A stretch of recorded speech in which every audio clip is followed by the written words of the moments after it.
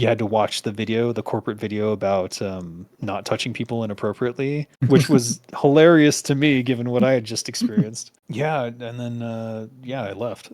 So working at a gaming studio, you're going to crunch at some point, and so we did. And I remember I literally stayed up all night and then fell asleep on the couch. We had dragged one of the couches into our office, and I fell asleep at 2 a.m. And then everyone came in at like 8 a.m. and I had to get up and like start doing testing on a Saturday. Yeah, he tried to kiss me at the party in front of my fiance at the time.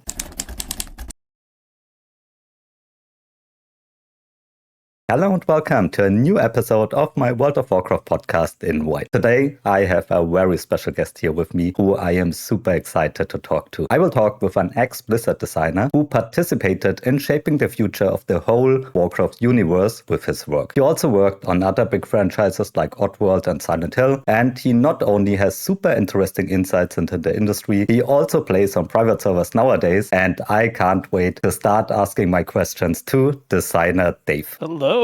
Thank you for having me on your show. I did hear your last interview, and I thought you did a really good job with them, and I'm excited to answer all your questions. Oh man, thank you very much. For everyone who doesn't know you, could you please tell the listeners who you are and what did you work on? Yeah, so I am DesignerDave, otherwise known as David Freed. I worked on Warcraft 3, World of Warcraft, Oddworld, Stranger's Wrath, Wasteland 3, and like probably 40 games in all, many of which people might not know, but some might know a few here and there, like the Da Vinci Code, and there's an app called Replica that's like an AI companion. I worked on that a little bit. I know this. When you do freelancing, yeah, I've done a lot of weird little stuff here and there. When you do freelancing, you just take whatever jobs come your way and you help them out as best you can. Yeah, but I think you did a great job with it. At least when we talk about what you worked on later on, because as I said before, I was really impressed when I read your bio. Oh yeah. I think Wasteland 3 is my favorite in the last like 5 or 6 years. Okay. Getting to write with those guys was really a pleasure. It's hard to find like a group of old school devs like that these days. I can guess, yeah. I think a lot has changed in the industry, right? Oh yeah, it's pretty stark raving mad these days. Things are pretty doomed, so it's hard to see how we're going to get out of this. I think it'll end up with indies rising up, and we'll see a new indie renaissance. The problem that I foresee is just that in the past, like the industry has been going in cycles like this for a long time. So whenever there's been a collapse, there's usually been a rise of indies. But the further we've gone along, the lower the overall pay for game developers has been. And there used to be residuals. You used to get money for forever after a game released for your work. And there used to be big bonus checks that people would get like huge amounts of money if their game did really well. And now that's all been eliminated. So those indie studios that used to form whenever the downward trend of the game industry would occur, they don't have any money. Yeah, I believe that, yeah. So what can they do? Yeah, I mean, pay for game designers or for game developers hasn't always been so great if we compare it to software developers, right? They earn a lot of money on big companies, but game designers and developers are not getting paid so much, what I experienced. Yeah, no, we get shafted every time. It's kind of crazy. And then it doesn't matter what you've worked on. There's always like a new group of game designers who have 5 less years of experience but are willing to take the pay cut or don't even know that it's a pay cut. Yeah. I mean, they can work for what they love, right? So they don't have to pay much to them. Exactly. But I want to go to a little bit of a more positive note. But before we go deeper into the talk, you have made a video about NDAs in the industry. If there is something you can't talk about, just tell me straight and I will jump to another topic so you won't get into any trouble or something like this, yeah? Yeah, I think I don't have any NDAs that are left.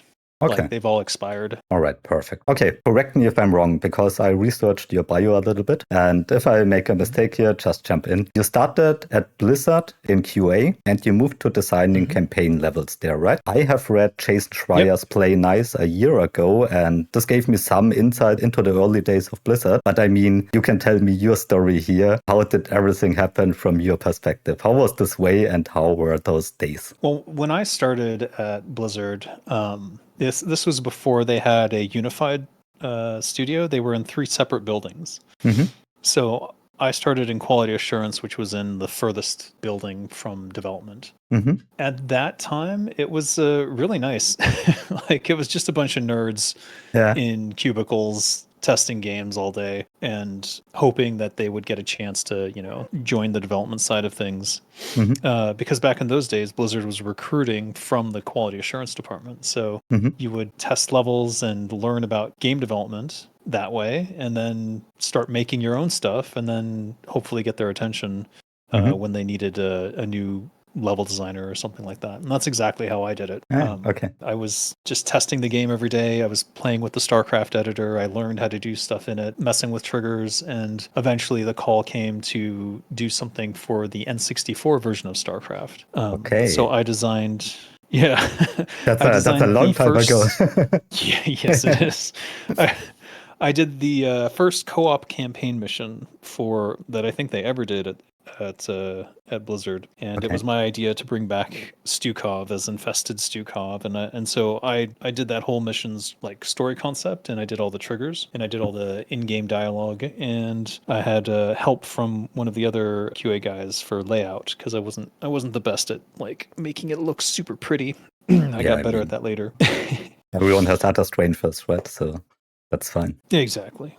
Yeah, but they loved it and became part of the game. So that was actually my like 3rd map to actually get into something, because I did a map for Warcraft 2 BattleNet Edition before that, but I don't really count it because there's no triggers or anything. So it wasn't as exciting as this one where I actually had story, because that was always my thing. Like I've always been a writer. I went to college for English and didn't graduate because I instead joined Blizzard to start my career, because it was either that or go into debt. Yeah, well, yeah, it was. I didn't want to go into debt, and that's always been a big thing. Is I don't want to be in debt to anyone. Yeah.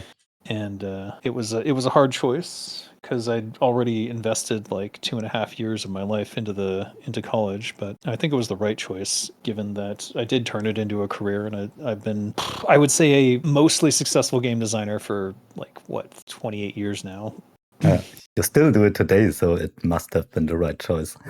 It's the only thing I want to do, so why would I do anything else, I guess? Yeah, that's a great way. So can you tell me, what was it like in general working on games in such a company like Blizzard? It was stressful. During the early periods, when I first moved up into campaign design, I was working on the StarCraft trigger maps of the month. So I did a bunch of those. Some of my best work, I might even say, like the map Deception is, I think, a really great StarCraft Brood War map where you're running around with ghosts and you have to like stealth through stuff and lock down things that can detect you, and if you don't kill anything, you get like a higher score at the end. And I thought that was a really good innovation to have like a scoring system at the end on how stealthy you did it. And then when Warcraft 3 started, I wasn't on it initially, but when the map editor got like a little bit more refined, it was still kind of in process, but it was a little bit more refined, and then we could go in and like actually start laying things out. And that's when I moved over to Warcraft 3.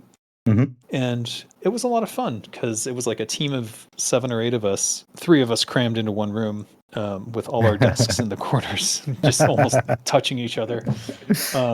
We all found a way to make sure that our monitors were facing the wall as opposed to the door, so that no one comes in and sees, oh no, they're checking out a webpage. But everyone was, watching Strong Bad back in those days. I don't know if you are familiar with Strong Bad's emails. No, I don't know that. It's hilarious stuff. It was flash animation. That's when it was big. I see. It's like he's wearing a Mexican wrestler mask, and it's just a comedy thing. Yeah, we would work on our missions, and as we got closer and closer to release, the crunch began. It began like I think 9 months out. Mm. And man, yeah, that was stressful because everyone in the whole company. One of the things that was really important for Blizzard was that when they hired someone, they made sure that they were a gamer. Like even in QA, even reception, like everyone had to be a gamer. And the reason that that was so important to the company culture was that when we started testing stuff, it wasn't just QA testing, the whole company is testing it. So the receptionist is playing your Warcraft 3 map and giving feedback, and all the feedback's getting collected, and you're getting like a refined list of all this feedback about your mission, which was really useful because you got so many viewpoints, but they were all the viewpoints of people who loved games. And that was sort of the company secret. That was like the best part about Blizzard, was that you knew everyone from reception to QA to even the legal team, everyone there was a gamer. And so you would always get high quality feedback. And all have a connection point, right? This sounds like a great culture to work in because everyone knows you're about the same mind, something like this, I could guess. Oh, yeah. I mean, it was easy to make friends there because you all had that shared background of loving games. Like anyone who worked there grew up playing games and enjoyed talking about games, you know. So you already had something in common with literally everyone at the studio. Yeah.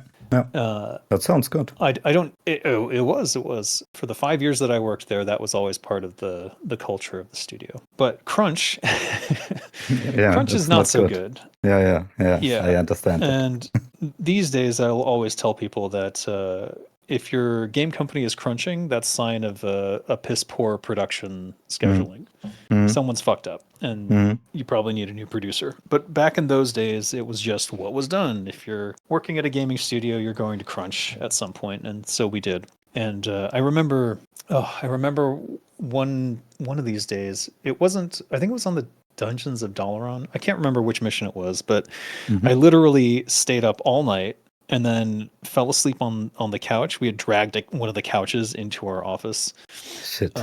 Yeah, for that purpose, I suppose. And I fell asleep at 2 a.m. And then everyone came in at like 8 a.m. and I had to get up and like start doing testing on a Saturday. And then, mind you, this is Saturday. I spent the whole night there, and we didn't have showers at that place. I can smell it, yeah. Yeah, and so it got around like 6 p.m. and I'm like, I have to go home. I can't stay. Yeah, understandable. And I got reprimanded on the Sunday that I returned. Wow. Because I didn't stay late on the Saturday for the testing. Well, work-life balance was not a thing back in the day, huh? Not at all. So I was an absentee boyfriend at the time. Yeah.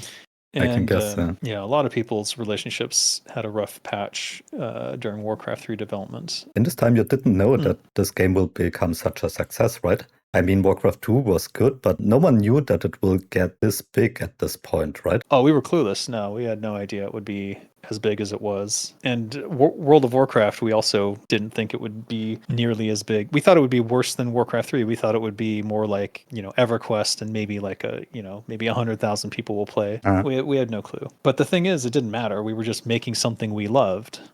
Yeah. And if you're making something you love, you tend to you try really hard. And now I don't know what's going on there, but let me ask you a question. I researched this. You also worked on the Culling, right? The legendary level where Arthas purged Stratholme. Is this correct? Yeah, I worked on the Culling of Stratholme. That was I remember we were doing the reading for it. So the way that we would do a level design, decide who gets to do what level, is we would do a roundtable reading among the level designers. And so I think I was playing Arthas at the time. And so we were reading through Metzen's script. Which is like the intro and the outro, basically, and maybe some lines of dialogue in the middle. And at the end of it, I was like, dibs. And I remember Scott Mercer was like, what? Are we calling dibs? You can't do that. I'm like, are we not calling dibs? He's like, no. And I'm like, did you want this mission? He's like, well, no, but, and I'm like, then it's mine. So that's how I got the Culling, because I was definitely the weird death culty guy of the team. So it was definitely a kind of mission that I would enjoy doing. I mean, it shaped the whole Warcraft universe, this level. I mean, how does it feel to participate in such a big thing for this game? I mean, I didn't know it would be that big a deal at the time Yeah, necessarily. sure, yeah. It just was a mission that spoke to me as a storyteller, you know. Yeah. And yeah, now looking back on it, like there's like a bunch of things that I wish that I could have kept because the original version of the culling was a little bit different Okay. from what we ended up shipping. Tell Number me what it one, was. yeah. Number one, the original version had when you would break into the houses, Mhm. the people inside would cry out. They Okay. had I wrote a bunch of lines of dialogue of them like you know you were supposed to be our prince and like you know Yeah. how could you do this and that kind of stuff. Those lines are still in the game. Mhm. They're just not used The darker because they way. made me take it out. Yeah, they made me Okay, take it okay. out. One person complained, and as a result, not only did I have to remove those voice lines, but I also had to remove the children that you were supposed to kill. And Oh, I wonder why. um, well, I mean, back then you were allowed to. Like, it wasn't a Okay, rule yet that you didn't have to. And then okay. I also had to add in the thing where they turn into zombies after X amount of seconds if you don't kill them, Uh-huh. Uh-huh. which I thought totally weakened it, but I did Uh, it because they said I have to. So I'm like, all right, I guess I will. But uh, in the original version, they would just run in all directions, crying and weeping, and you had to run and chase them down and just murder villagers left and right, I which mean, is it's a dark what it was scene. supposed to be. Yeah, it's a Yeah, really very dark dark. and gory scene for sure. But that's also what shaped Arthas, right? Absolutely, yeah. The whole plan was to bring Arthas there to get him to kill his own people and basically turn him to the the dark side of the Yeah, force. yeah, To exactly. to the yeah, is to put a darkness in his soul that would forever haunt him. And it worked. He fell It for it. worked. It worked even this way. How Yeah. you had to It finally still worked. produce it. So, how much freedom But did you have when you did this? The story was given to you, but how much uh freedom did you have? Yeah. yeah, so the way that it worked is the story, the intro and the outro are sort of decided by Chris Metzen, and so he Mm-hmm. would write the intro cinematic, and then he might have some lines of dialogue in the middle, and then the outro cinematic. In the case of Mm-hmm. the culling, it was just the intro and the outro. Mm-hmm. And then the in between is entirely up to the level designers. So all the extra lines of dialogue and the layout of the town and all the triggers and how Mm-hmm. the mechanics of the gameplay worked, that's all up to the level designer to figure out. Ah, okay, cool. You also wrote dialogue and you designed heroes and units, proud of this. Afterwards, you moved to World of Warcraft as a quest designer, correct? Yep. What would you say is different about designing quests for an MMO versus campaigns for RTS? You do a lot more writing Uh-huh. Okay. because the quests are entirely basically text. The thing that was great about Warcraft 3 was how much control we had. Like if we wanted to put a boss unit in the middle of our level, we literally could hack that in there and like scale up a knoll and tint it red. That was always the running joke. Mhm. Oh, we need a boss over here. All right, grab that, scale it up, tint it red. But World of Warcraft was a little bit different because I didn't have total control of all the tools.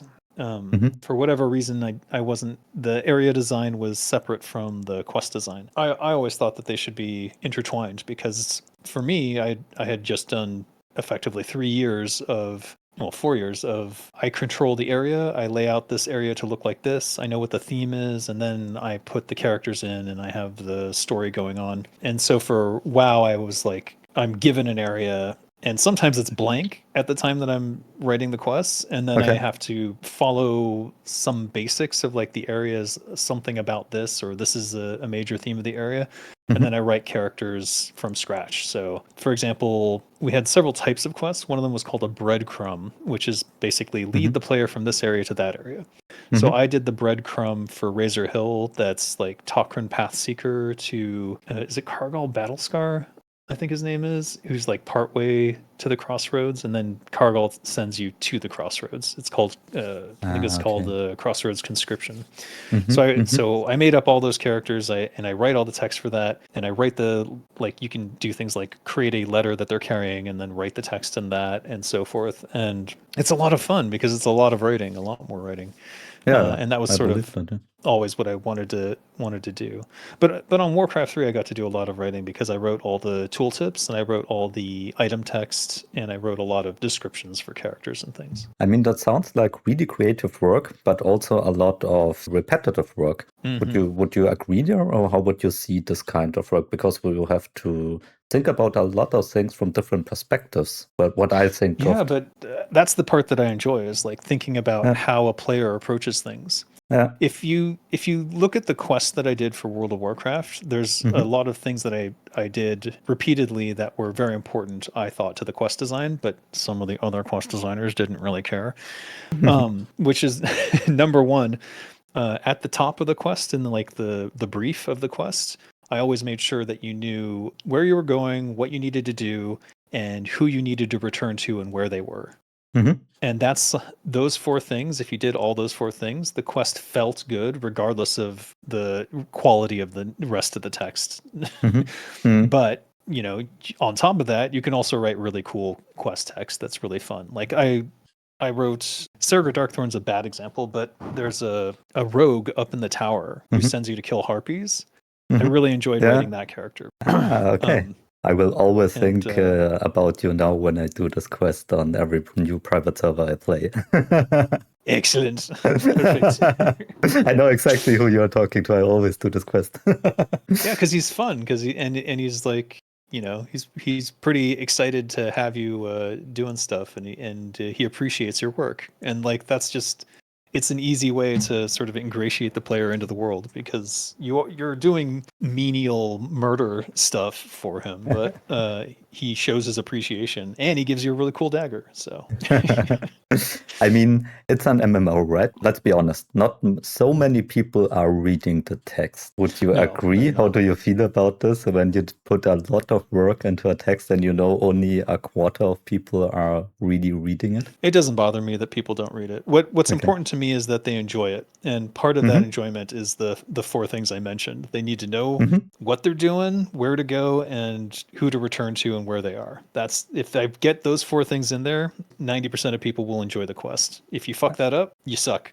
and you shouldn't be a quest designer. Absolutely. I totally agree. I mean, it should be implicit, understandable what you have to do in the quest. And if it leads to a good journey through the world, I think then it's a good quest, in my opinion. Exactly, yeah.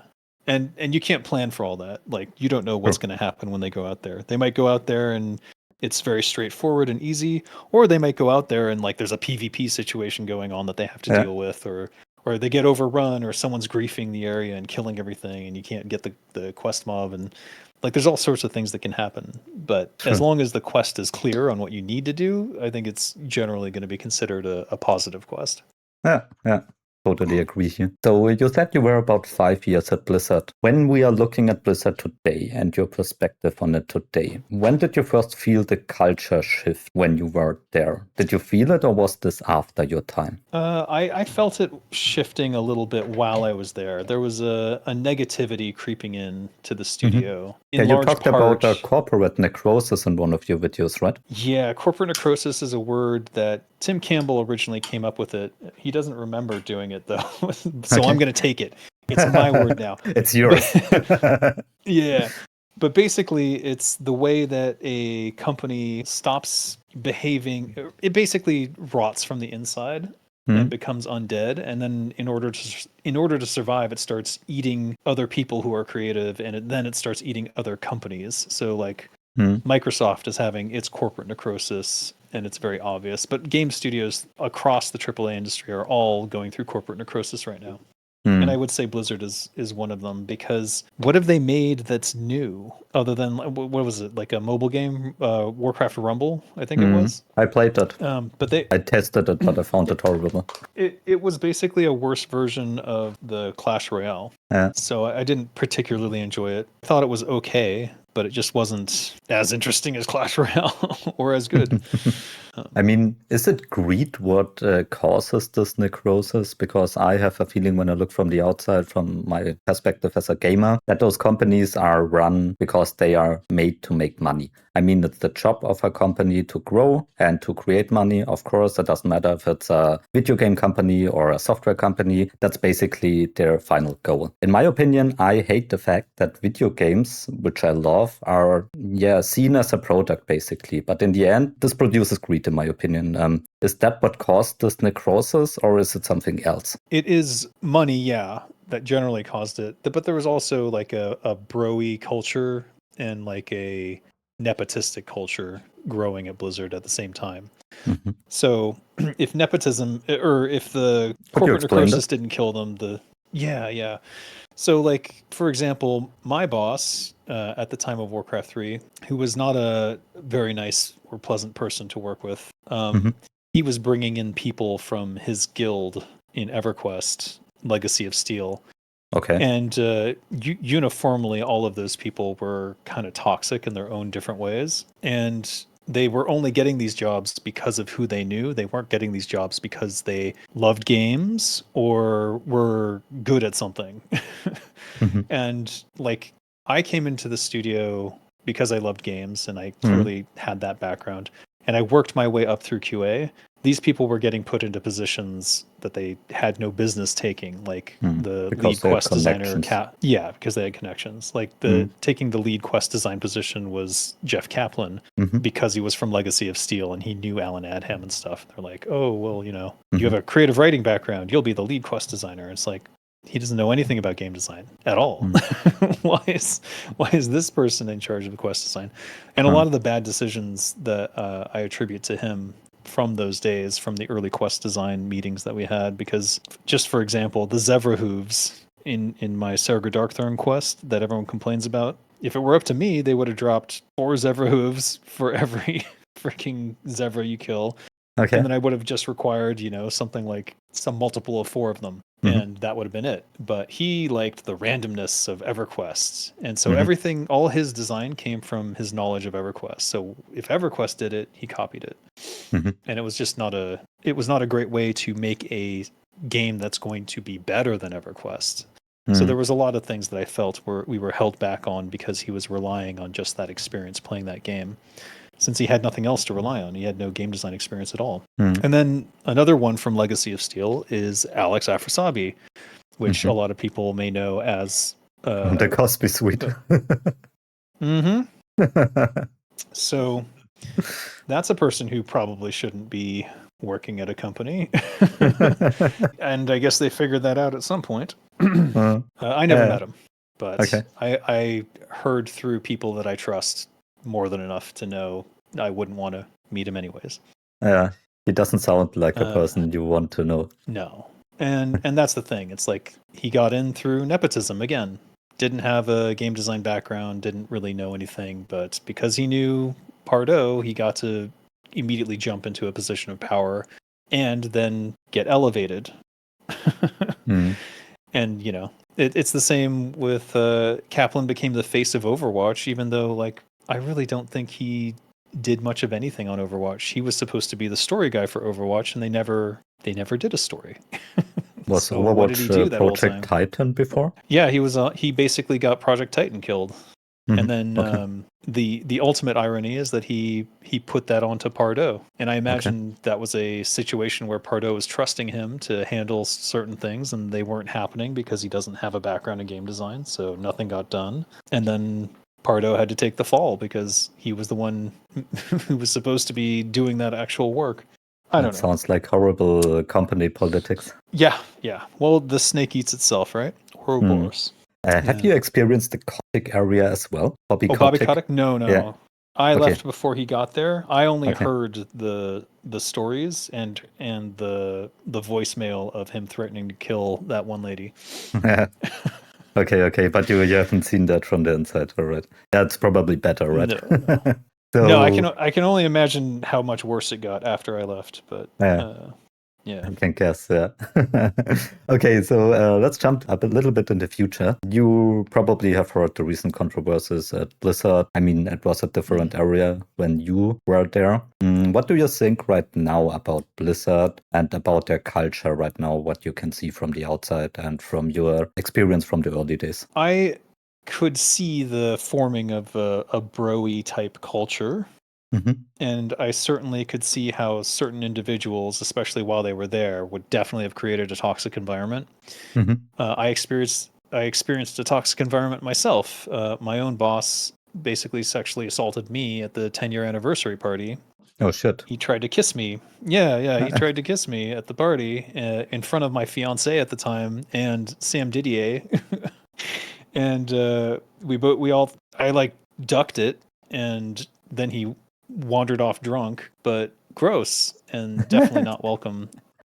And after So was that, it like was it in a funny way or was it in a romantic way? No, it was something weird. He was talking about how he loved me and all this shit, and I'm like, Holy. oh, yeah. And after that, he basically tried to force me to play Dungeons and Dragons with him, and I was like, I am not playing Holy. Dungeons and Dragons with him. Did you not want to go in his dungeon after this? Hell no. Stay away from that dungeon. It's clearly trapped. And after that, he sort of retaliated, and I'm pretty sure him and Kaplan worked together to sort of undermine me and make it look like I was a toxic person myself. And that's how I ended up getting laid off. Is basically those two worked together to create a list of negative things about me. And that sounds horrible.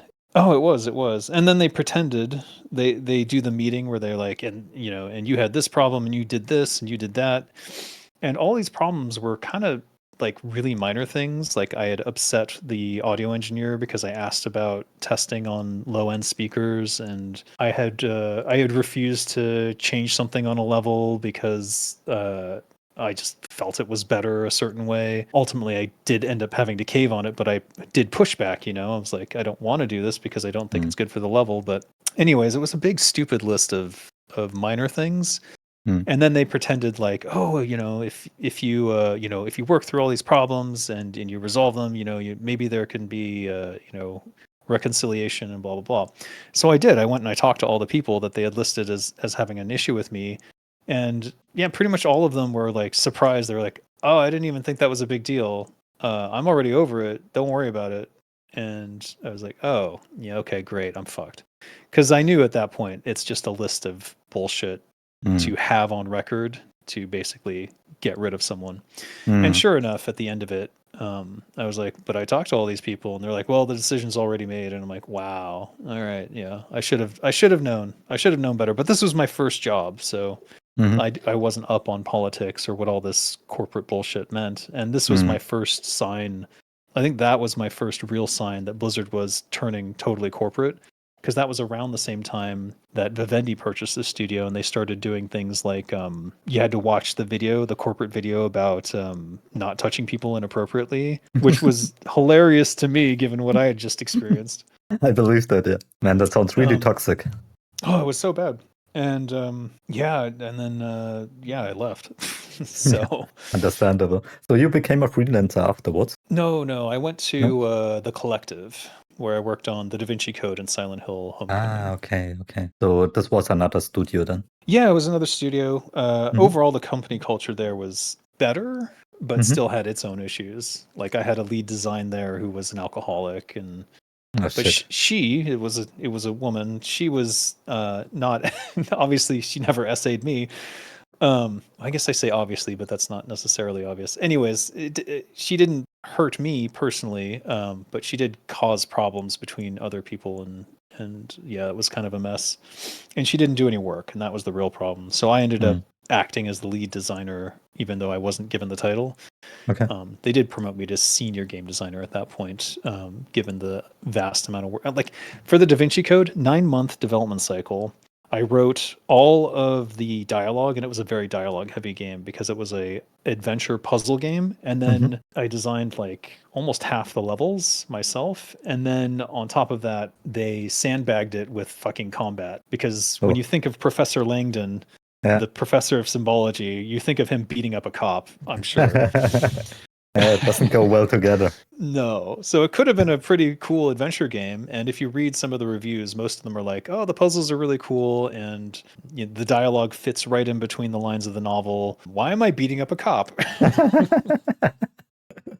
I see. Okay. I have to put a little bit pedal on the metal here. Cool to talk with you. I think this is so interesting, but I have so many questions left, so I have to jump to the next topic. What's really fascinating to me, you had to play original World of Warcraft, and now you play private servers. You were rating in Turtle WoW really high tier in Extremis, right? Yep. Yeah. And nowadays I was in the new you play. raids too. Oh, okay. And nowadays you play on Capybara. First question, how do you feel about Blizzard killing Turtle WoW and Blizzard's move against the private server scene right now? They're doing the dumbest thing possible to imagine them doing. And I think I've expressed this on my stream and I think maybe indirectly to them, semi-directly, but basically from my point of view, all of these people who play on these private servers, and there are clearly like maybe 1 million of them, I think, across all the servers or more. Yeah. All of them are looking for this experience, what these private servers provide. And Blizzard is not providing that experience. And the same was true for Nostalrius when they effed them over. Absolutely. And Blizzard has the power to provide a private license and then force them to do a subscription with Blizzard Entertainment. They could do that. Like a franchise. That is within their power. Yeah, like franchise. Yes, exactly. And if they did that, they would undoubtedly get at least 50% of every private server that worked with them. And they make a lot of money. Private servers make a lot of monetization with their games. They make a good amount of money through the donations. I don't think it's quite as much as people think it is, but it depends on the server and how many people they have playing. But regardless, the obvious answer to me was private licenses and subscriptions, and that would be more than enough income for Blizzard to be like happy. And 90% of these players were never going to go back to retail anyways. You could shut down every private server that exists. They would move on to, I don't know, EverQuest or something. They just would not go back to Blizzard's retail World of Warcraft. Or even EverQuest Legends, RuneScape, the new RuneScape or the old RuneScape. Those are the games those players would go to. I totally agree.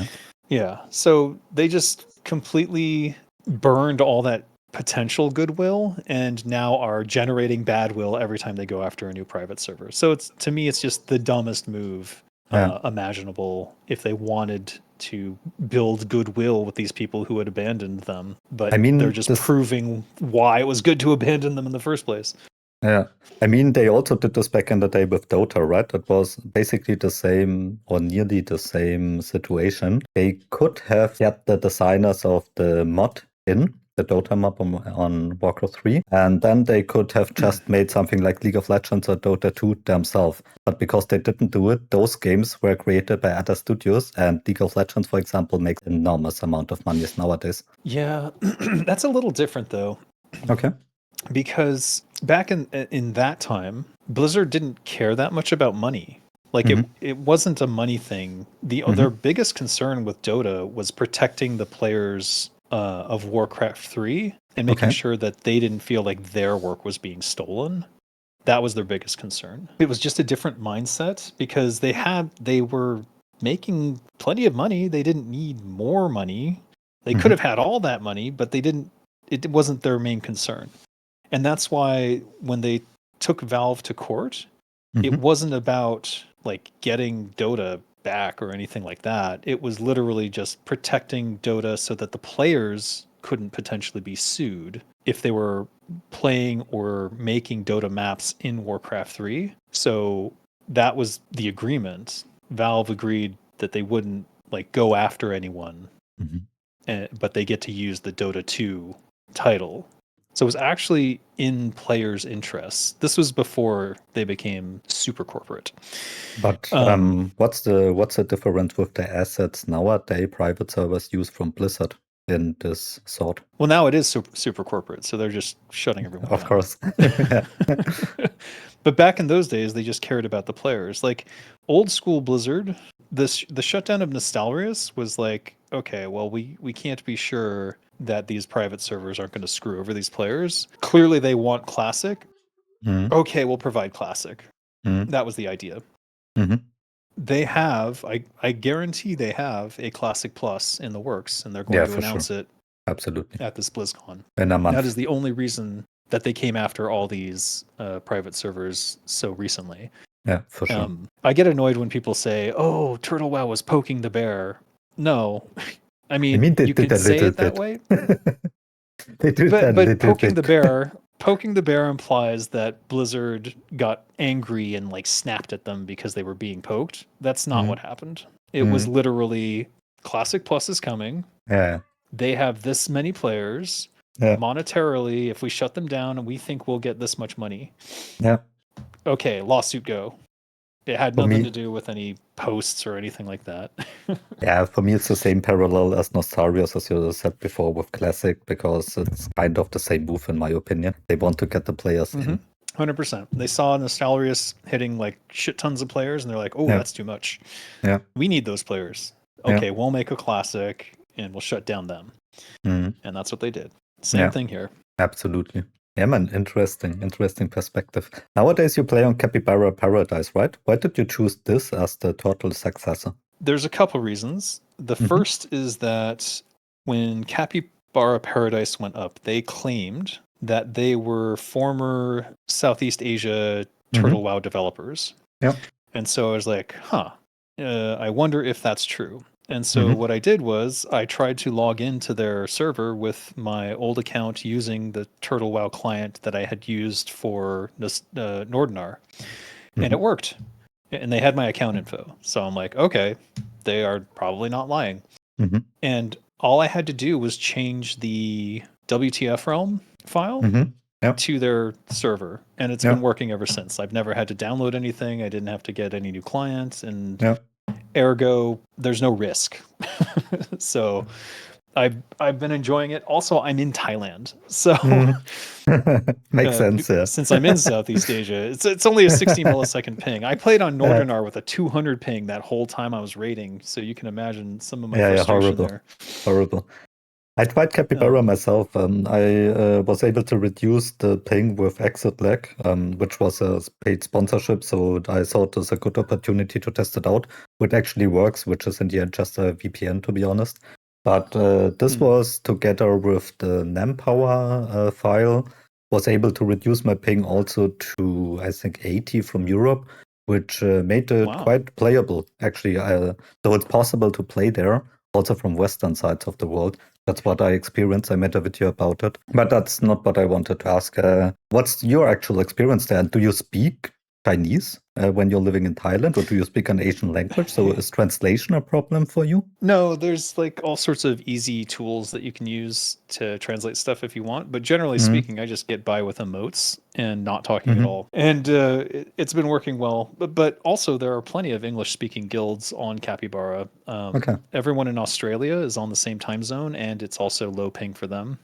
So there's a lot of Aussies and some Aussie guilds. And there's Zugzug Guild, and there was Hydra. That was the one I was in, but they say they're moving to Octo, but then also there's a bunch of people staying, so I can't figure out what they're doing. And then Watership Down also moved over there from Nordinar. So there's like at least 3 or 4 English-speaking guilds that I'm aware of. Okay, so you have your own community there, basically. So when you compare those private servers like Capybara or Turtle WoW, do you think the devs behind it actually built better than Blizzard does nowadays? For what I'm looking for, yes. Turtle WoW had the quintessential experience that I wanted, which was I want all my old stuff there because these are my quests. That's why I played Turtle WoW in the first place, is I wanted to play my old quests. And they're all there. And then on top of it, rather than like having, oh, you got to 60, well, now here's level 70 that you have to get to, and all of your epic raiding gear is now worthless compared to this green item that drops in this zone. Instead of doing that, they just kept it all at 60, and they started doing incremental improvements in the gear and doing like utility stuff, which I really enjoyed. By the end experience of Turtle WoW, Zenrai was running around with like a full set of swim gear, so I was like booking it through the ocean, and I could go to any raid and contribute and be in the top 5 DPS, and I was enjoying the new raids like Timbermaw Hold and stuff. Like that was like peak Turtle WoW goodness, I would say. I mean, that's true Classic Plus, right? Yeah, that they are the standard by which everyone will judge whatever Blizzard is going to release. Absolutely. Do you think the Blizzard, the new upcoming Classic Plus, can compete to Turtle WoW in any form, or can it even be better? I don't know. I don't know what they're doing. I don't know how many people are on it. They've shown nothing. They've revealed nothing. We'll have to see what they announce and what they show off. I hope, like, some part of me hopes that they took the notes and like did the work. But Same. I'm not going to give them the benefit of the doubt anymore because everything that I've seen from them has been so bad. Like they fucked up Reforged. That was terrible, but that was mostly Bobby Kotick's fault as far as I'm aware. So I have no hope, but I still want them to do the right thing. Yeah, I can completely agree with that statement, and it's a great statement at the end. It's so fun to talk to you. Some last questions. First, where can people find you, and what are you working on right now? Because I think you're working on your own game. Is that correct? I'm working on a couple things, but the main way to find me is on YouTube at DesignerDave, where I have my YouTube channel. You can see game dev news as my thing that I'm promoting at the moment, which is I basically go talking about game industry events that are occurring from month to month. And if you're interested in joining the game industry, or you're just curious about what it's like from an insider perspective, I think Game Dev News is a great way to be introduced to the topic and sort of understand the horrors of the game industry.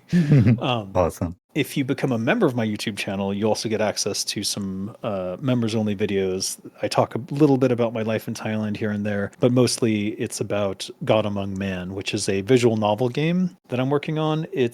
It's not going to be anything too exciting. It's just a visual novel game with some choices, and the choices lead to different worlds, and each world is like completely different universe kind of thing.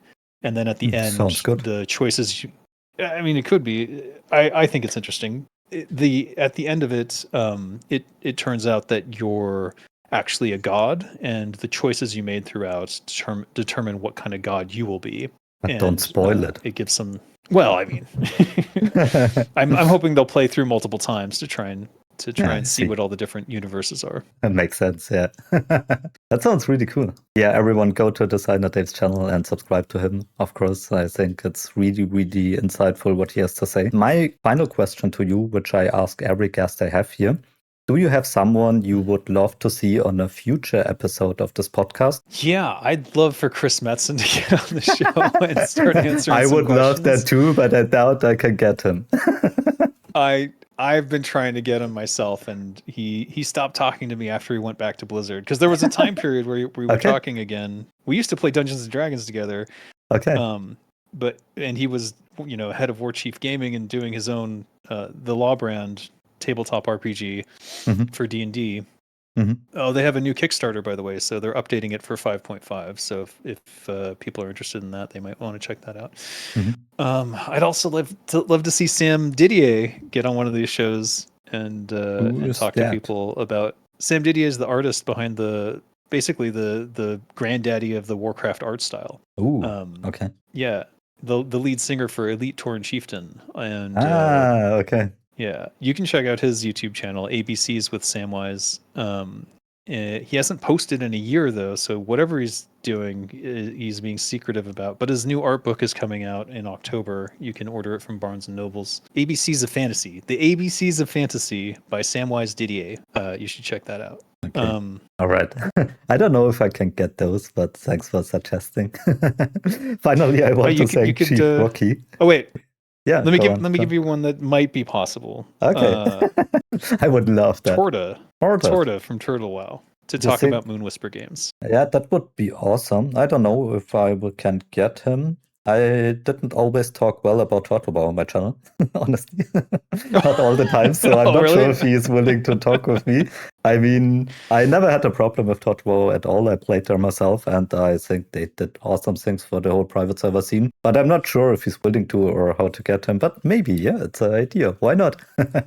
Yeah, reach out. Who knows? I mean, Yeah, they got Moon Whisper Games now, so they yeah, can promote that. yeah, for We'll talk sure. about that. All right, awesome. Finally, I want to thank Chief Rocky because he suggested you for this podcast here today. So that's why I reached out to you. And Awesome. Thank you, Chief Rocky. yeah, man. And I have to say, it was an awesome talk with you. I have to end it here because we're close to 1 hour now. So insightful. I found this super cool. Thank you so much for being here. And I hope you had a good time too. Oh, absolutely. I always love talking about games and nerdy stuff. So it was an honor to be on your show. Thank you for bringing me on.